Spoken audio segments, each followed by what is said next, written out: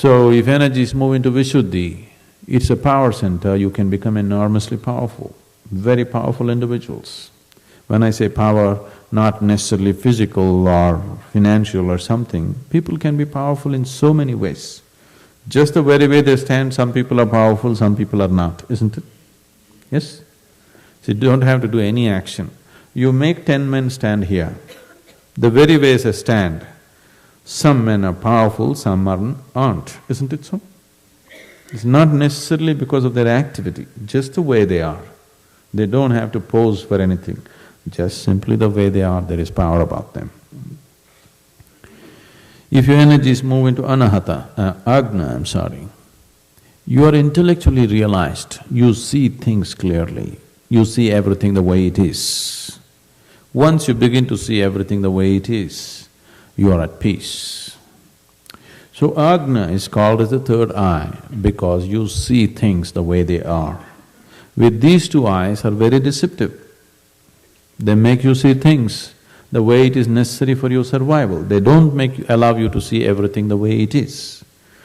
Once your energies touch Agna, now you're seeing things the way they are, everything the way it is. Now, that is why it is referred to as a third eye. Now, Sahasrara is the seventh chakra that is not in the body, just outside the body. But most people, it is dormant, it is not active.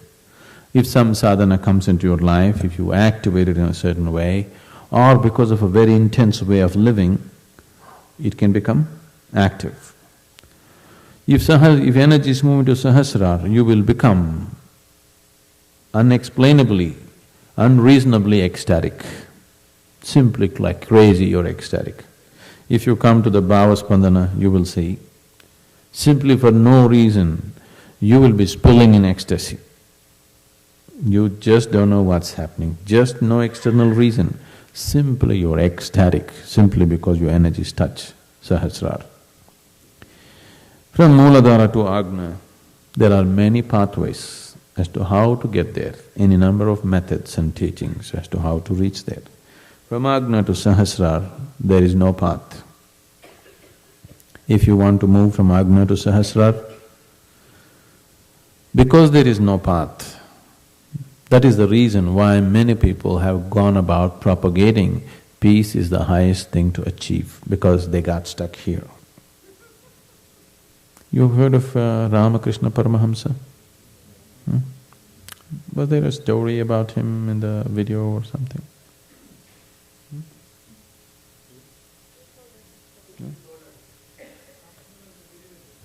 It's there, right? Yeah, okay, Ramakrishna. So Ramakrishna was like this. He was a devotee of Kali. Kali is a form of goddess, a fierce goddess. He took Kali as his mother and worshipped her. He is such a devotee. He became, in such a way, his consciousness became so crystallized that if he makes lunch for Kali, that form comes and eats with him.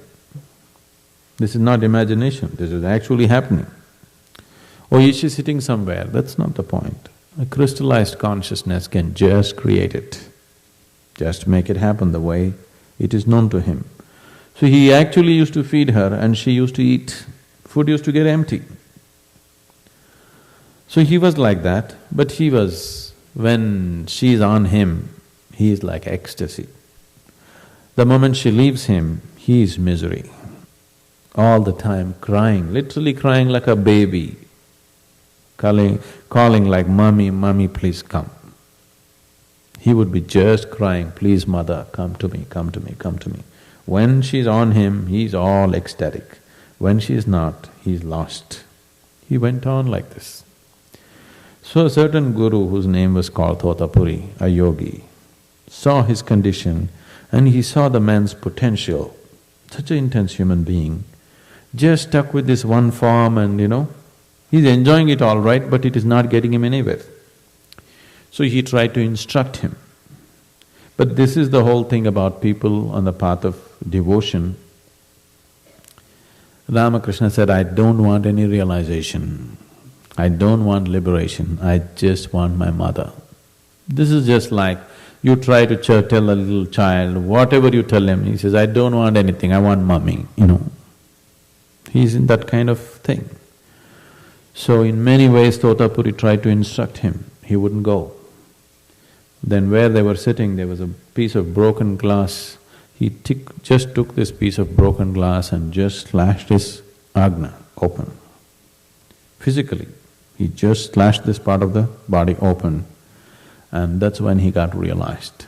Suddenly he was a different man, because the shock of cutting this just took him off from those limitation. For more on Sadhguru, visit www.ishafoundation.org.